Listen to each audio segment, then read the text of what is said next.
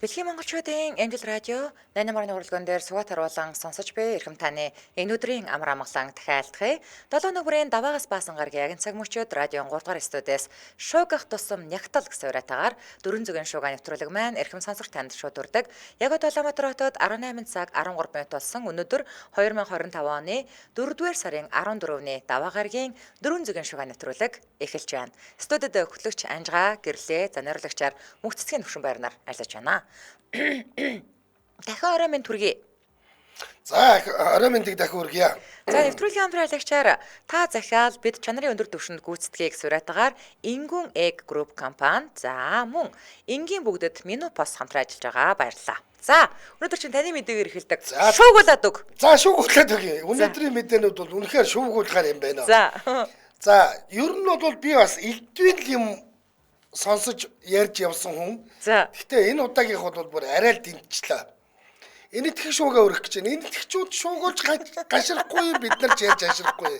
За бүр энэ тутмаа энэ итгэхийн утаар парадеш гэж мунж бол актер мунж байт юм. Энэ мужаас юм гарна шүү. Их юм гарна шүү. Элдв юм гарах юм аа.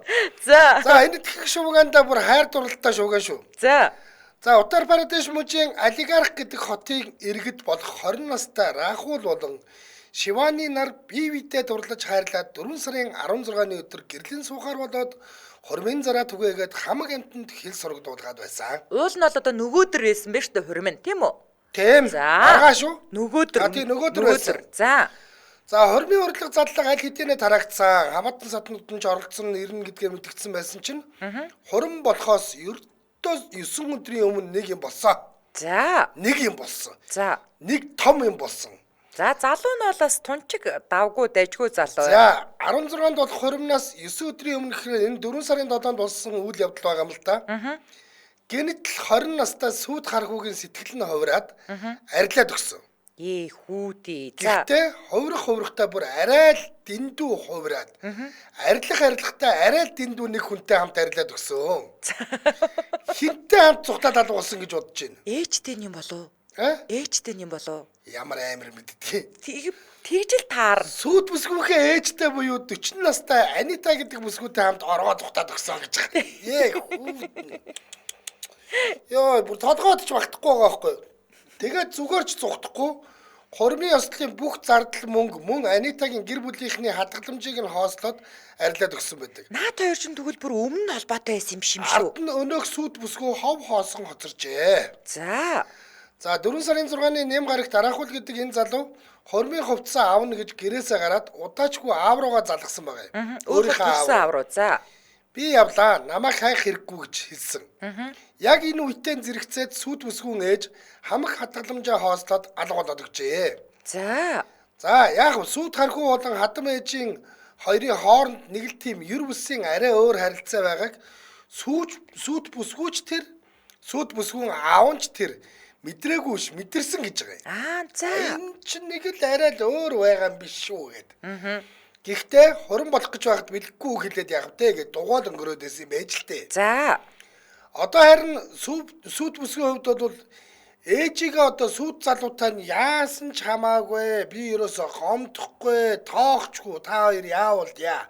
Харин тэр миний инжиний үнэт идэл болон мөнгө авмаар байна гэж орон нутгийн хэвлэлд өгсөн ярилцлагандаа хэлжээ. Гоё те энд бүр ингээд яг ингээд гоё юм болонгууд нь орон нутгийн хэвлэлийнх нь очиод ярилцлага авцсан ч байж идэг. Харин штэ. Нөгөөдөл нь сайхан ярьсан ч байж идэг. Бүр одоо ингээд телевизийн мэдээгээр сайхан ингээд нөгөө энтгчүүс амар сүртэй гар мараа ингэж ярьдаг штэ. Мэдээ олцсон гарч ийн зүгээр. За өнөөх зүхтаг ээжийн нөхөр нь бол Кумар гэдэг нөхөр Бангалор хотод нэгэн жижиг бизнес эрхэлдэг. Сүйд хархуу сүйд бүсгүйгээсээ илүү ээжтэй нь яриад байгааг нь ажигласан ч элдв дэдийн юм ярьж охиныхоо сэтгэлд сэв суулгаад яах вэ гэж бодсон байж л те гэтэл тонгоруулсан. 20 жил ханилсан хонгортой тонгоруулжээ. Ямар тач 20 жилийн хамтын амьдралд сүрсэн гэрлэн суух байсан хосын ирээдүйн амьдралч бас сүрлээ. Энэ тэг даяар хайр сэтгэлээ дагаж хором бүснүүлсэн энэ хоёрын тухай нэлээд шуугцгааж байна да. Шуугаас яагаад те. Энэ нэрээ шүү дээ. Энэ зүгээр Монгол тэтэр бол ерөөсө тодгоо тарихынд багтаж бодохын ч эцэсгүй юм байгаа хөөхгүй. Харин штэ. Тэгэхэд тэнд боддороо болоод мэдээ болоод хүмүүс нь очиод сэтгүүлчд нь очиод авч л байдаг газар шүү дээ. За. Тэгсэн сэтгэлдлүүд нь эмэгтэй хүн нэг явчгаараа эргэж ирдэггүй гэдэг чинь л эндээ. Гэхдээ ээж нь их залуухан сайхан хүүхэн байна штэ. Энэтхэг гэхэргүй хүүхэн байна гэсэн байна. Тийм үү? Энэ одоо ингээд харин хоёр зураг байгаад байгаа аахгүй юу? Аль нь охин, аль нь ээж нь бараг ялгагдахгүй болчоод энэ харин. Тэгвэл актер залуухан харагддаг юм байна те. Яг тэгээд байгаа. За. Энэ ээж нь юм байна. За охиноос арай жаахан хөвчмөд харагдаж байна. Ээж нь юм уу? Ээж би бол энэ ягаа уцтаг бол ээж нь гэж бодчих. Энэ нөгөө сүт залуу мөн үү? Мөн. Аюу. Энэ охин нь юм байна. За охиноос арай ч гэдэг бас нэг ортой гэсэн арай залуух юм байна. Охин нь бас гоё л охин байсан биз. Тийм байна. Хүмүүс ингэнэ. Ээж нь хэрэггүй, энэ жил хэрэгтэй гинэ. За. Айтайхан хүүхэн байна ээж нь. Нэрэл хадам ээж халуухан байхаар анхаарал төвлөрдөггүй. Хүссэн үсээгөө өгцгийг нь харчихсан л сууж байдаг гинэ. Ямар аймар юм бэ? Тэр бүсгүй ямар өрөвдөлтэй вэ? Хайртай гэж бодож байсан залуу нь ээжтэй зүгтах шиг аимшигтай үйл явдал хаа байх вэ те? Ээж нь яаж ингэж охиноосоо урууж чаддаг байна гинэ. Гэхдээ эн ч та ер нь ингээд зүгээр миний бодолд бол багтахгүй байгаа юм л да. За. Зүгээр энэгээр ингээд зохиол бичээд ном байвал би те солиотой сэтгэдэг гар байна гэж бодмоор байгаа байхгүй.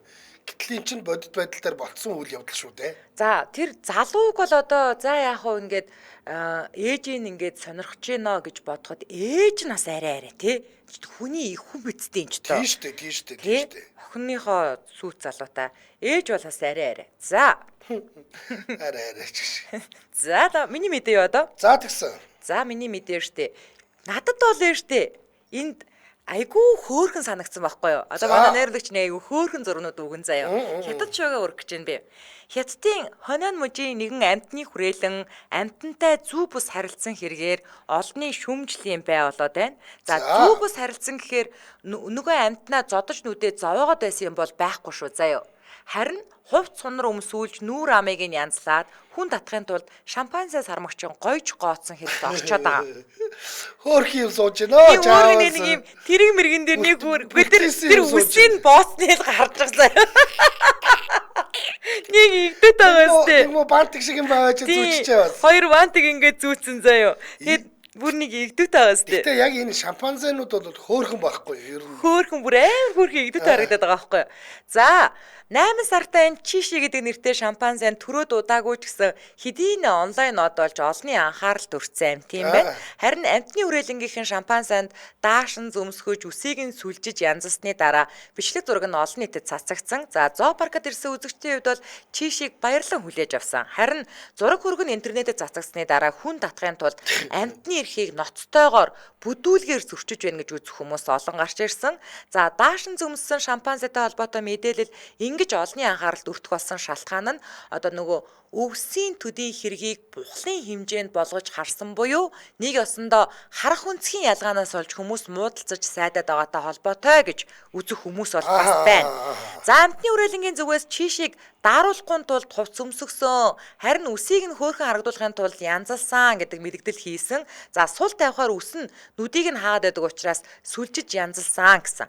За мэдээж хүмүүсийг яг хоёр талцуулаад байгаа энэ хэрэг дээр эрдэмтэд орж ирсэн. За амьд амьтны байгалийн хэм дасгах чадварыг алдагдуулах нь хэдийгээр амьтны хүрээлэнгийн амьтдад айхтар сөргөөр нөлөөлөхгүй ч амьд явах зүүн совинд нь нөлөөлнө гэж үзсэн. За нэг ялангуяа сөрөглөж амьдардаг сармагчин ганцааранг нь ингэж тусгаарлаад гадаад төрхөнд нь өөрчлөлт оруулж өсгөх нь сэтгцийн эрүүл мэндэд бас нөлөөлнө гэж эрдэмтэд үзжээ.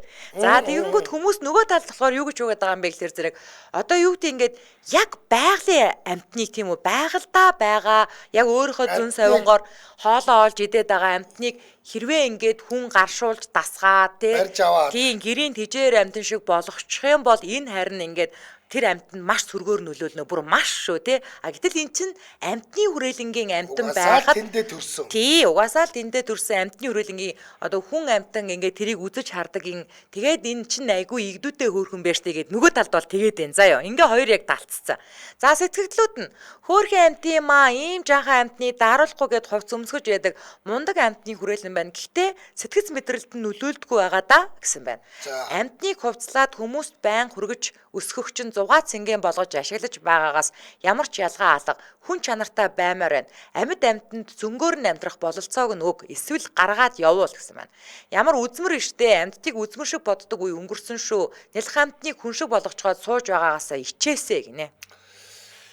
Би бол шүү дээ нөгөө нэг ингэхэн зөв гэдэг талд нь байж гин. Би яг тэгвэл би бол мэднэлтэй Тайланд жишээлбэл нэг авгаач явахдаа залуухаа үхээ гэр бүлээрээ 3 макака гэдэг арай нэг жижигхэн нөгөө нэг юм нэг сүултээ нэг янзын нөхөр байдаг штэ бас нэг юм нэг явж маваад одоо ингэ бүжиглээд байдаг.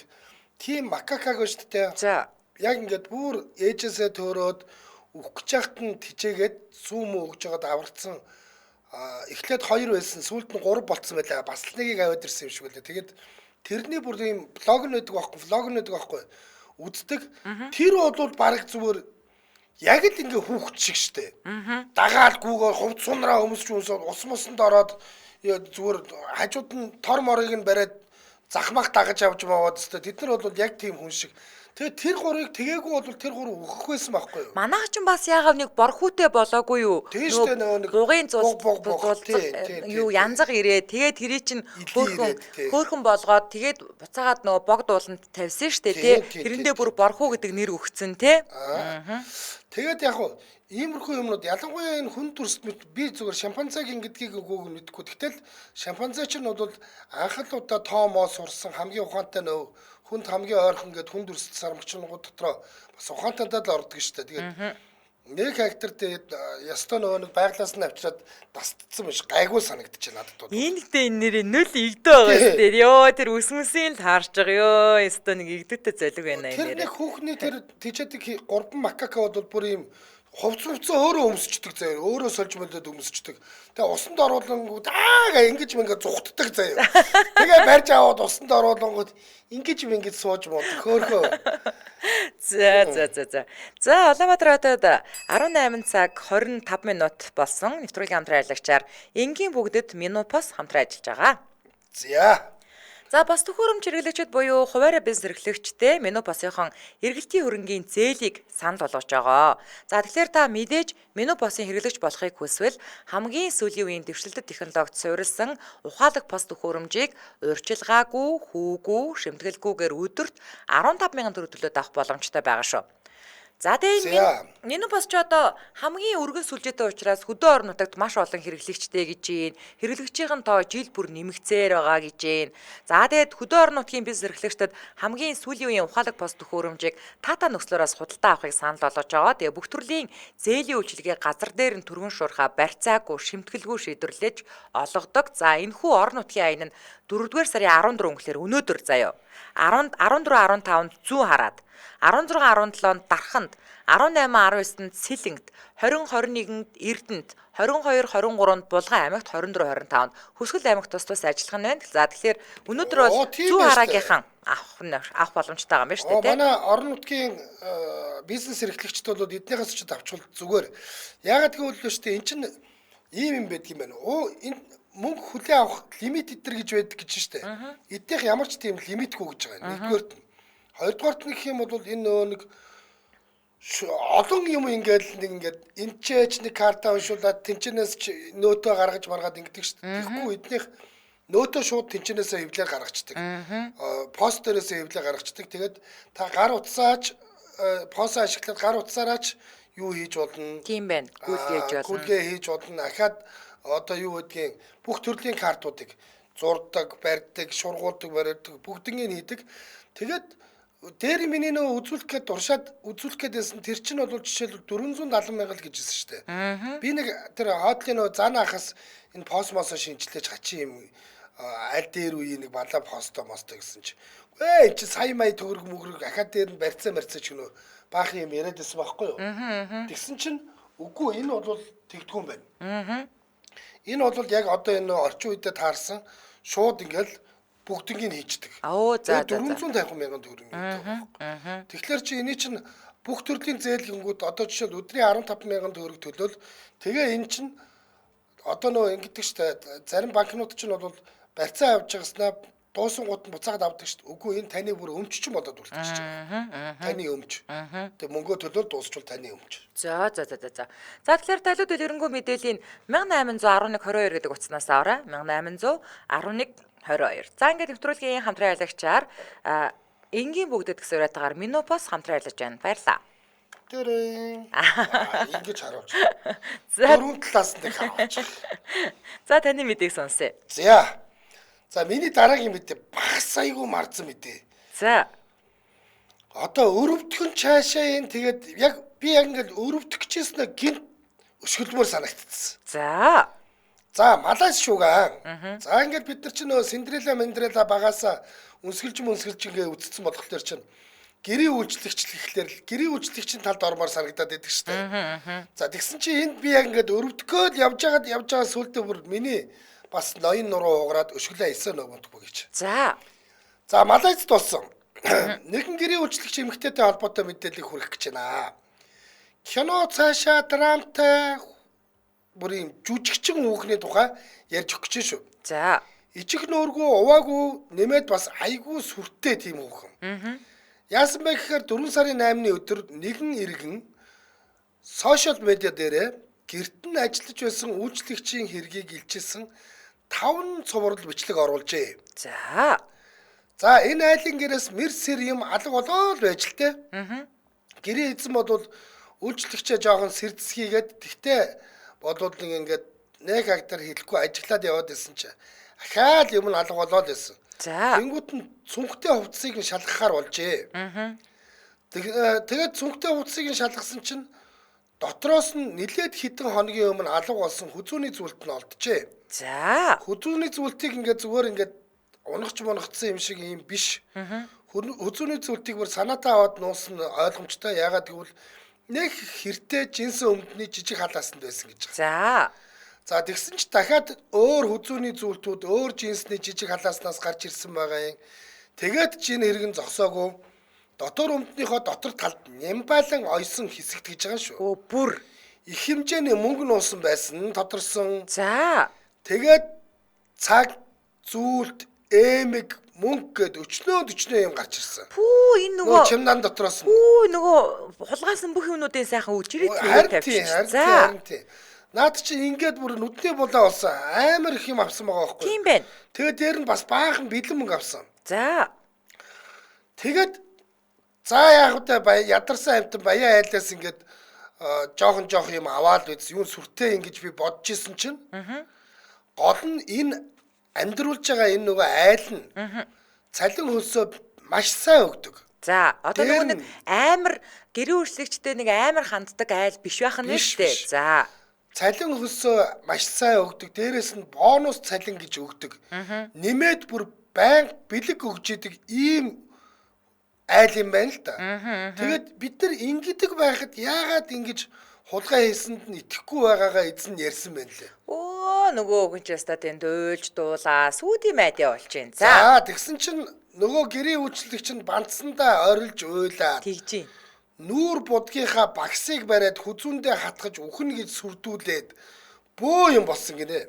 Нөгөө эцэн хүн алга гэдэг болчих. Тэгээ ичдэггүй хулгайч үйлчлэгчийнхаа энэ бичлэг сэлтэнд Малайзийн сошиал дээр нэлээд шеэрлэгдээд байгаа. Олон нийтийн хувьд бол хулгайч бүсгүйг цагдаад өгөхийг зөвлөж байгаа ч гэсэн гэрийн эзэн бас л сайн хүмүүс юм аа. Гүү цагдаад өгч энэ амтныг одоо зовоогоод яах вэ? Бид нэр одоо нөгөө хулгайд алдсан юмнуудаа олцсон юм чинь. Зүгээр бид нар те ажлынх нь хөлсийг нь өгөөд одоо ингээд чиний ажилласан хугацааны чи хөлс энэ шүү гэд өгөөд явуулсан гэдгээ бичсэн байна лээ. Тий. Сайн хүмүүс юм. Үнэхээр сайн хүмүүс юм. Сайнч гойч амьдруулж ажилуулж ийж тэгэхэд те нөө юу лээ нөө нэг буян муутай туучин юм л да. Ийм юмд ингээд сайхан амьдарч ийж чадахгүй. Тэгээ хулгай зэлгээ хийгээд ингээ одоо энэ нөхөр чи ингээ бичлэгийн тавигдсан учраас энэ амтнд дахиад ажил олдохгүй шүү дээ. Тийм шүү дээ. Одоо тэр нөгөө нэг Сингапурт болсон хэрэгүүчийг тэгээд нохоо шиг балкон дээрээ амьдруулад хоол унд ч өгдгүү дээрээс нь байнга одоо хүчирхийлж идэг гэсэн бол одоо яах юм? Одоо 11 цагаар те ингээд тасралтгүй ажиллуулад ингэжсэн бол одоо яа их вэ? Тийм шүү дээ. Тэгсэн үгүй байгаа байхгүй юу? Тийм байна. За сэтгэлдлүүд нь Пүү эд юмыг нэг нэгээр нь зөөгөөд мөнгө болгоод сулаагаад байсан юм шүү дээ. Ерөн баян айлд ажиллахын давуу тал байхаа юу ч алга болсон мэдэхгүй гинэ. Ямар эвгүй юм бэ? За. Нэр усыг нь зарлахгүй бол дараагийн айлдаа очиод дахиад л хулгай юм дээ. Ер нь бол эддэг газараасаа хулгай хийх шиг тэнэг үйлдэл байдаггүй л юм да гэж. Үнэн шүү дээ. Үнэн. Тий. Тогооноосоо хулгайлна гэдэг чинь бол юу гэсэн үг? Тогоо л хоосрохын шинж. Тийм шүү дээ. Задуулж нүдүүлээд байсан биш үү? Юу дутсан гэж хулгай яадаг байна. Тэнэг л хөөхөн байна. Одоо гадуур ажил олдохгүй дээ гэж. Яг тэгнэ. Яг тэгнэ. Гадуур ажил олдохгүй. Ийм нэг одоо юу гэдгийг нэрээ хайр даахгүй байна гэдэг бол айгүй хэцүү л дээ. Энэ хүнтэй ингээд ямар айтайхан боломжтой байсан бол те. Тийм шүү дээ. За миний дараагийн хүргэх мэдээ штэ тий. За та зүгээр үнэнгээл хэлчих. Та хүүхэд байхдаа ээждээ яг юугаар зодуулдаг байсан? За одоо манайхны бол зэвсгүүд чинь галын айж байна, ганжин байна, гүпэр байна, эндүүний нөгөө нэг ишнүүр байна. За. Манай ээж айгүй зөөлх хүн байсан. Ээж бол намайг нэг хектар тэгж зодож байгаа сайндаа л алгадчихсан байх. Ааваар бол би өстой юмар зодуулж үтсэн суран бус мус тэгэл нөгөө нэг гүпэр мөпөр. Хамгийн амар нь юу байсан? Гүпэр л амар штэ. Амар те гүдрүү гардаг те. Хөдөө тэр шилбүр. Үгүй надад шилбүр бол бас алан штэ. Шилбүрийг бол би мэдгүй. Яа алан шүү бас. Гүпэр нь болохоор нөгөө миний одоо яриад байгаа гүпэр гэдэг юм чинь нэг юм нөгөө нэг цахилгааны утас шиг юм яриад байгаа шүү дээ. Тэгвэл мөн бид нар бас заримдаа тэрүүгээр дээсигээ тоолчдаг байсан шүү дээ. Тийм залгуур.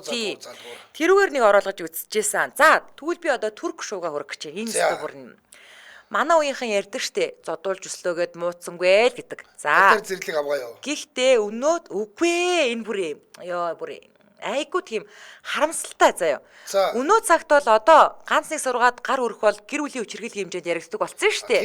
За тэгвэл яг ийм асуудалтай холбоотой нэг хэрэг Турк дийдээд цаан ч одоо бөө юм болж байна. За. Туркийн Денизли хотын иргэн 80 настай турк имээ 18 настай охинтойгоо амьдардаг байсан юм байна л да. За ингээд эцэг их хоёр нь салснаас хойш эмээ нь охиноо ёстой л нөгөө нэг нүдний цэцгийн мэд хайрлаж өсгсөн. Тэгсэн чинь өнгөрсөн жилийн 8 сард энэ эмэгтэй ач охин Ураал гэдэг 18 настай бүсгүй ажлаасаа ирэнгүүтээ найзуудтайгаа уулзаад гармаар байна гэд эмээдээ хэлсэн юм байна. За одоо эмээ охин хоёрын зураг гарч байна. Нэг үстэй тавчих гараад ах юм. Гүй харин энэ зүгээр нэг эсхий тавчг байгаа заяа. Имээ нь ийм сайхан нүдэн дулаахан охин нь ийм хөөхөн охин заяа. За ингэ байжсэн чинь имээ нь үгүй миний охин одоо шөнө орой харанхууд гадуур явах аюултайгээд охиноо гаргахгүй тул бүр гэрээ дангинтал нь цоочилсан.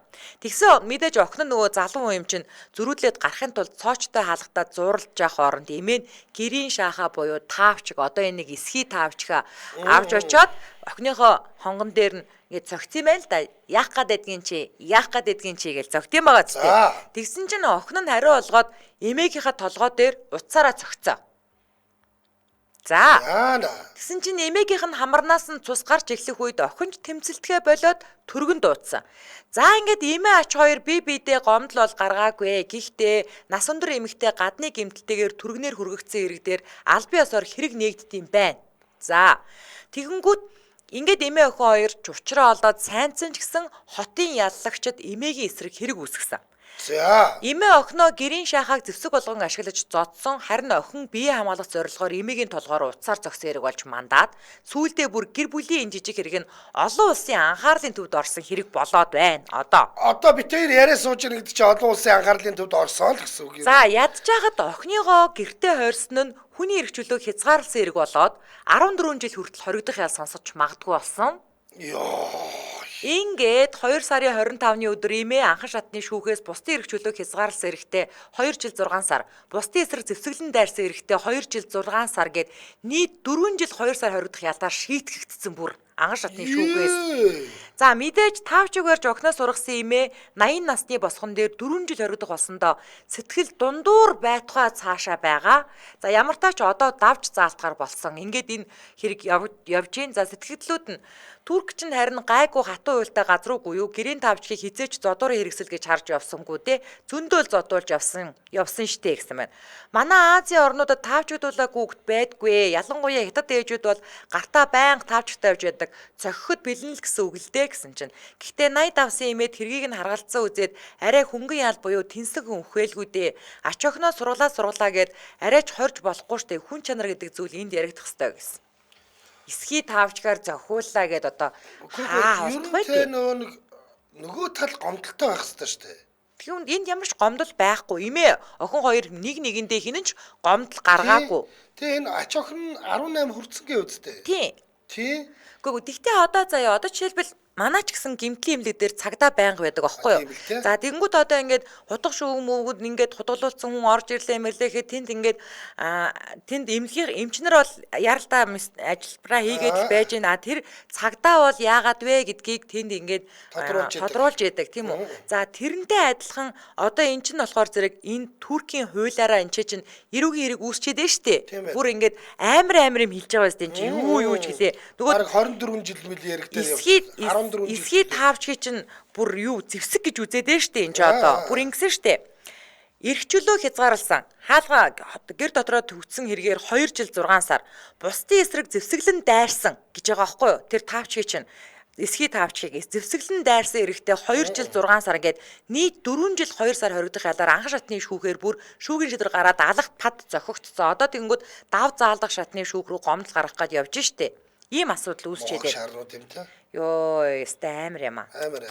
Яана. Ямар юмнууд ийм солиот юм бодоод те энэ муу эмгнийг нэг яаж хийж байгаад нэг шоронд хийчих юмсгээ сууждаг юм бол. Одоо тэгээ тэр нөгөө нэг купрээр ингэж нэг шавхардуулахад бүр ингээл говд руу үүсээд тэгэл тэр чин одоо бол бөө өстө нэрээ ингээ бүр шүүх хэмлэгээр яваад ингээд намайг говд руу болтол нь ингэж шавхуурцсан энэ зэвсгэн байна мэн гэл одоо явах юм. Чи бүр галактикийн шүүхт очино. Амар бөө юм болох нь штэ энэ ч тоо. Яа. За хамтран ажиллаж танилцуулаад өргөжлүүлье. Улаанбаатар хотод 18 цаг 40 минут болсон. За нэвтрүүлгийн хамтран ажиллагчаар та захиал бид чанарын өндөр түвшинд гүйцэтгэх сураатаар Ингүн Эг групп компани хамтран ажиллаж байна. За 2012 оноос хойш үйл ажиллагаагаа явуулж байгаа юм байна эднийх. Юу гэдэг вэ гэвэл автомат крашын хаалга, металл цонх хаалга, вакуум цонх хаалга, шилэн басаад, төмөр хийц одоо хашааны автомат ийм нэг гүдэг хаалга гэдэг гэсэн ийм 5 чиглэлээр үйл ажиллагаагаа явуулсаар ирсэн ийм компани ахнэ. За энэ металл цонх хаалганыхын хувьд штэ металл рамтай вакуум цонх хаалга рам нь нумрахгүй хэв сууж гажихгүй хуванцар металл вакуум цонх хаалганы шил нь 2 болон 3 давхар гэж байдаг. Дотроо аргон хийн дүүргэлт болон ганжуулсан шилний гэсэн ийм сонголтуудтай. За ганжуулсан шил нь болохоор хагарахаараа арьс зүсээргүй гэж бутарч агардаг машин шилждэг юм байна л да. Тийм учраас аюулгүй гэж үздэг гинэ. Тэгэхээр 3 давхар шил нь гадны дуу чимээнээс маш сайн тусгаарладаг. Хавчуурга эрзэн цоож нуусны тоног нь герман болон турк сонголттой гэж шүү. За. Дэлхийн 180 гаруй улсад түгэлтэй идэг Бээжингийн улсын үйлдвэрийн Европ стандарттай материалыг албан ёсоор оруулж ирдэг ба бүх материалын ашиглалтын хугацаа нь 10-аас 15 жил байдаг гэж. За. За гаражийн автомат хаалга нь ахуйн үйлдвэрлэлийн хүнсний үйлдвэр зохимжтой шилэн болон хулдаасан гэсэн төрөлтэй ба high speed door буюу өндөр хурдны автомат хаалганы давуу тал нь аюулгүй ажиллагааг бүрэн хангасан дулаан алдагдaltaгүй 4 талтай эрзэнтэй 5 секундэд нэгддэг. Вау. 1 2 3 4 5 нэгтгэнэ шүү дээ тий. Хурдны тохиргоо хийх боломжтой дээр нэмэлт явган хаалга цонх хийх боломжтой өнгө загварын сонголттой байдаг гэж шүү дээ. За. Ингээд босдог юу ч бас өөрөө тэн дээр ингээд орох гарах хаалгатай байж болох нь шүү дээ. Тийм байна. За илүүдэл өрөнгөө мэдээллийн та 9911 7093 99 41 81 гэдэг дугаараас аваарай. Ингээд нэвтрүүлгийн хамтран ажиллагчаар та захиал бид чанарын өндөр түвшинд гүйцэтгэх сураатаагаар Ингүн Эг групп компани хамтран ажиллаж байна. Баярлалаа. За баярлалаа. За таны дараагийн мэдээг сонсъё. За энэ бэст айгүй бахархалтай мэдээ.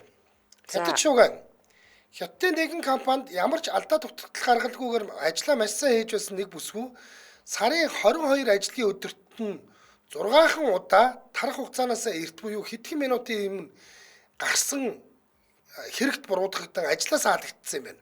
Хүүдий. За одоо 8 цаг тарах хэрэгтэй байсан бол 7:50-ст гараа явцсан байна мөн үү? Тийм. За 6 удаа гэж байгаа юм. Энд чинь тэгэл за яг нийтдээ нэг 10 минутын нуудлах болж байгаа юм аа. Тийм байна.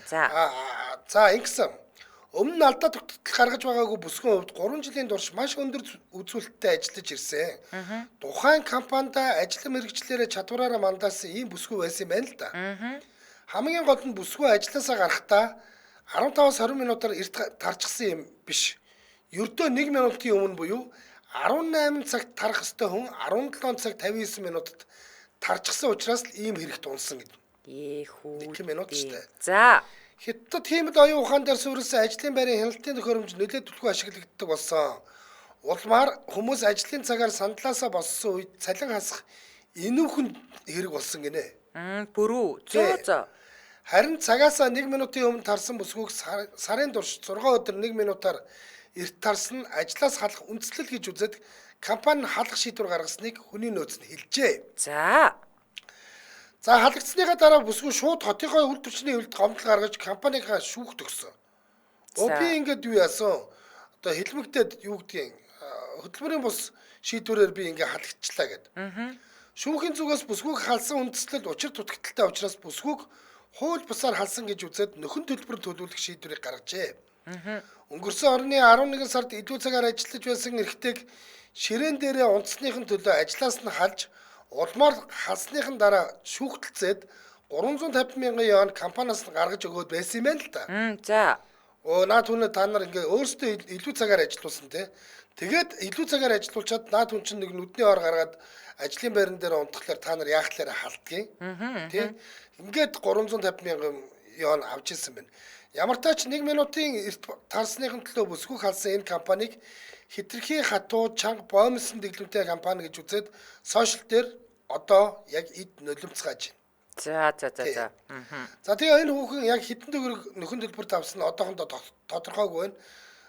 Ямар ч байсан ямарваа нэгэн байдлаар нөхөн төлбөр төлүүлэх шийдвэр бол хүүхний талд буюу тэгээ компани бол буруутчаал байгаа юм байна. За сэтгэлдлүүд нь Хятадын тэр хиймэл оюун ухаанд суурилсан хяналтын систем арай л юм билээ. Бичлэгийг нь үзсэн. Аягандаа ус аваад ирэхэд цалин хасаж байна лээ. Тийм газар би л ав ажиллаж чадахгүй гинэ. Бид нар ч одоо өдөрт хэдэн удаа ус авдаг үлээ, хэдэн удаа тамхиа татдаг үлээ. Тийш тий. Цалингүй болох юм байна л та. Тийм байна. Алаас. 1 минутанд юу л хийж амжих вдэ? Арайчтай 1 минутаар эрт тарлаа гэж халаад байвал энэ хорвоо дээр чинь ажил хийх хүн үлдэхгүй шүү гэсэн байна. Их хэмжээний мөнгө аваарай. Даварсан солиотой компани ажлаа муу хийсэн бол яа гэсэн. Хамгийн сайнаараа ажиллаж байсан хүнийг 1 минутын өмнө тарсан гэж халсан гэхээр бүр унссандаа ч итгэмээргүй санагдаж байна гэд. Би зүгээр энэ хүүхний өмнөөс айгүй бахархаж байгаа байхгүй юу? Тийм шүү дээ. Үнэн мөний төлөө ингээд дуугүй энэ хүүхэнтэй за би ингээд нэрнгэсэл 1 минут хоцорсон төрүүлж гарсан үний эмчигээ явцсан бодвол энэ ялалттай нэг бусад хүмүүст ийм нэг жишээ гэх юм уу анхааруулга болж үлдэхгүй байх гэдэг байгаа байхгүй юу?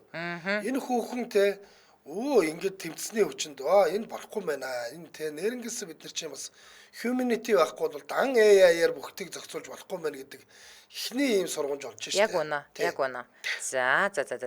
За. Дараагийн мэдээ нь Америк шуугаа хүрэх гэж байна. За, Нью-Йорк хотод болсон хэрэг 28 настай нэгэн эмэгтэй Вин эрүүл мэндийн лаборатори болон ДНК-гийн шинжилгээний төвийг шүүгд өгч байгаагаа мэдгцээ. За, яагаад гэхээр энэ газарт өгсөн шинжилгээний хариу нь алдаатай гарснаас болж бүсгүй хүүхдээ ахуулаад зогсохгүй хувийнх нь амьдрал нь бүрэн сүрц. Яана. За, энэ бүсгүйн хувьд бол нэрээ нууцлж байгаа. Би юу болсныг ярьж өгье. Бүсгүй маань нэг залуутай хайрлаж дурлалцаад хамтран амьдрахаар болоод байсан юм байл да. Бүр сүгээж тавьсан. Гэтэл гай газар доороос гахаа модон доороос гिचээр хосуудын хооронд нэг асуудал гараад түр тар хийсэн юм байна. За бараг л салах дээрээ тулаад. За энэ хоорондоо бүсгүй нэг залуутай харилцаа тогтоогоод дотны харилцаанд орсон. За яг ингээм маргалцсан байхтаа гэсэн үг шүү дээ. Түр зур салцсан байна. Яг үнэ. Гэвчиг сүүц залуутайгаа ярилцсанаар эргээд нийлэхээр болж өмнөх бүх алдаа дутагдлаа мартаад бие бинийгээ уучлсан. Тэгсэн чинь бүсгүй жирэмсэн болж таарсан.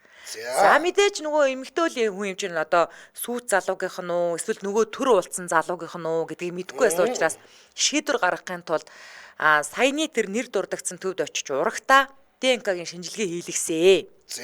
Тэгсэн энэ төвийн одоо шинжилж үзээд нөгөө залуугийн хүүхэд гэдэг нь 99.9% батлагдлаа гэдэг хариу өгчээ. За нөгөө нэг удаагийн уулзсан залуу гэсэн. Тэнгүүд нь бүсгүй.